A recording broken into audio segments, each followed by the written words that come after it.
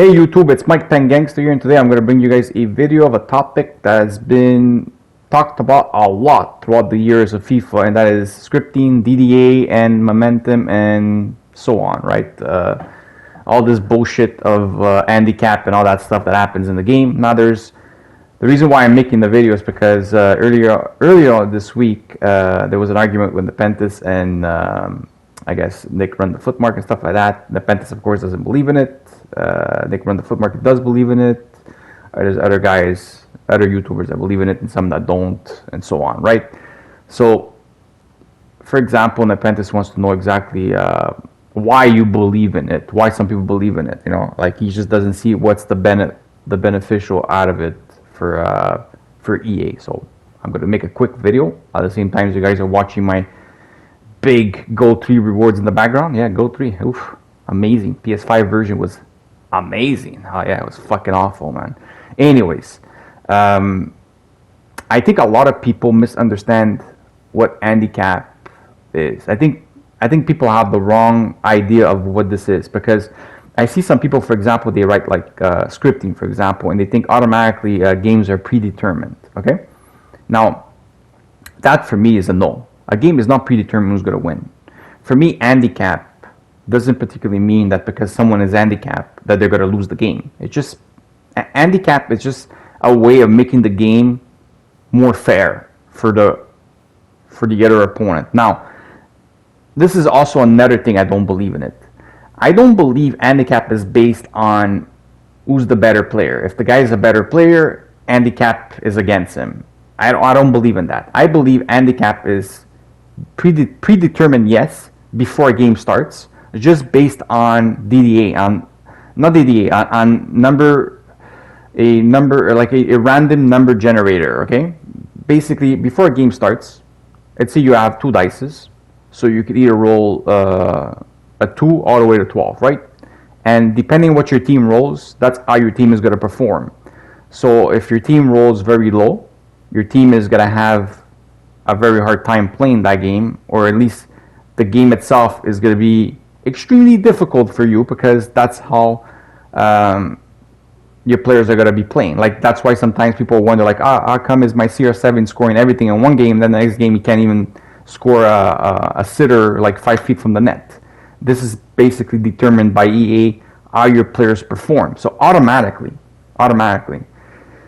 if EA is manipulating how your players are performing during a game, again, not based on who's the better player in the game, just based on random number generator, they're handicapping a certain team during the game. Throughout the game, there's other stuff that will happen also. For example, EA implemented this thing called momentum, and it fucking exists. And people that don't believe in this, I'm sorry, man, you guys haven't been playing this game long enough. Because there's certain scenarios that happen during a game that could switch the momentum instantly. And then all of a sudden, the pressure on you is so huge that it seems like you can't do nothing no more with your players. And the other team is basically rolling all over you. And they're just getting all the interceptions, they're making all the great passes, they're getting all the perfect shots, they're getting all the 50-50s. And people are like, well, what's this? This is the scripting part of the game. This is what EA does. They implement the momentum in the game. So when momentum gets activated for whoever side it is, your team feels like godly mode. Okay?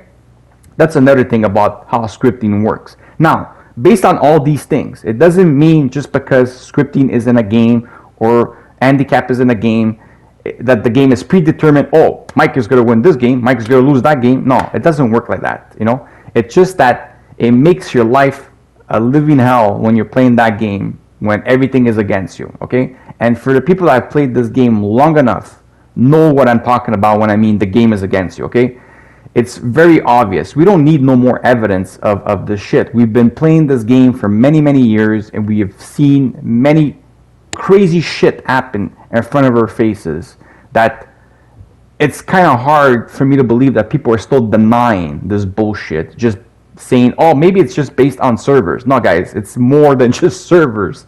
Even when gameplay is good, I still see fucking crazy shit happening. Okay, anyways, that's my reason of how I believe this stuff works. The other thing Nepenthez asked for is like, what's the benefit for EA? Well, for me, it's simple. Any game that you play, okay, or you have an audience playing that they're not good at, eventually they'll quit. And that's just common sense. I mean, if a guy is always losing, do you think he wants to keep on playing? Hell no. I mean, he's going to go to another game because he's just, whatever, I'm bored, right? And now I get Nepenthez argument where he says, well, what about the good players? What about the guys that actually spend money also in the game? If their Mbappe feels like shit, why would they keep on spending money in their game? Why? Very, very simple, Nepenthez. It's an addiction. EA knows about it. EA knows exactly how people are addicts at buying packs. So even if you have Mbappe, Neymar, icons, and you basically bought packs and you're addicted to it, you will continue to consume because it's an addiction. That's what it is. This is why they need to remove FIFA points and all this shit inside this game, because it's an addiction. This is a fucking sickness that's going around with people buying packs in this game, okay? And helping the people that never win, basically, it's not like they're saying you got to win a game. What they're doing is, because like I said, during a game, when someone goes into a game, certain players play a certain way depending on how the dices are rolled. The players are not that good eventually are going to get games where the dices are on their side, and the game is going to feel much more, smoother for them, and they're going to win more games based on that, and that's going to keep them around. And for the people that keep buying the packs and all that stuff, and sometimes they lose because of handicap and stuff like that, well, don't worry about it. They'll stick around. Why? Because they're fans of the game, and they're fanatics, and they're addicts of buying packs. So they keep on believing that if they keep on upgrading their team, maybe they'll overcome this handicap more and more. And at the end of the day, the only thing that overcomes handicap is people that are able to exploit the game at a perfection. And this is why there's pros in the game. This is why people wonder, how do people go 30-0? How is it there's 100 people going 30-0? First of all, there's cheaters in this game, believe it or not. It still hasn't been said, but trust me, there is. There's no lost glitches and stuff like that that's still happening in this fucking game. The other thing is, the pro players are extremely good at this game to the point where they can exploit the game at a perfection. And when you're able to do that, even when there's handicap or scripting, you're able to overcome these things and still win majority of your games. Now, as you can see, you look at some of these top players, when they're not playing with their main squads and they're playing with their RTG squads, even guys like DFTech and all that, DHTech, whatever, sorry if I said his name wrong, still don't get 30-0 sometimes during certain weekend leagues because, hey, sometimes even these guys can overcome it. Anyways, hopefully you guys enjoyed this video.